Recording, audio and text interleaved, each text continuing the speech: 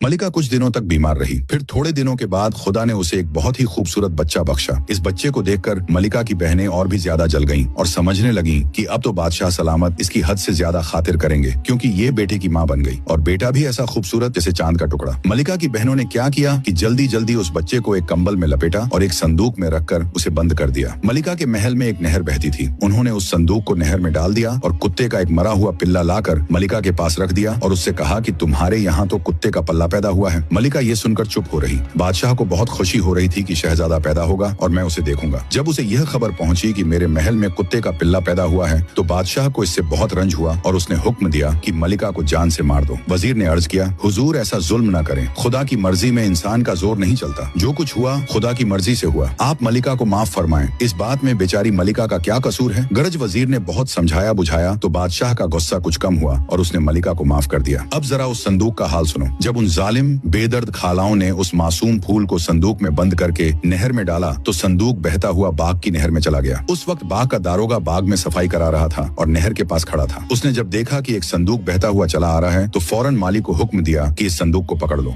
माली संदूक को लेकर दारोगा के पास आया। जब दारोगा ने संदूक खोला तो क्या देखता है कि एक खूबसूरत फूल सा बच्चा उस संदूक में पड़ा अपना अंगूठा चूस रहा है। दारोगा समझ गया कि ये बच्चा महल की तरफ से बहता हुआ आया है और महल की किसी बेगम का है, मगर उसने सोचा मुझे क्या जरूरत है कि इस बच्चे का हाल पूछूं। मेरी कोई औलाद न थी, खुदा ने अपने फजल से मुझे ऐसा खूबसूरत बेटा बख्शा। वो उस बच्चे को लेकर अपनी बीवी के पास गया और कहा, लो बीबी, अल्लाह ने हमें फर्जंद बख्शा है। दारोगा की बीवी ने बहुत मोहब्बत से उस बच्चे को गोद में लिया, उसे अच्छे अच्छे कपड़े पहनाए और बहुत आराम से पालने लगी।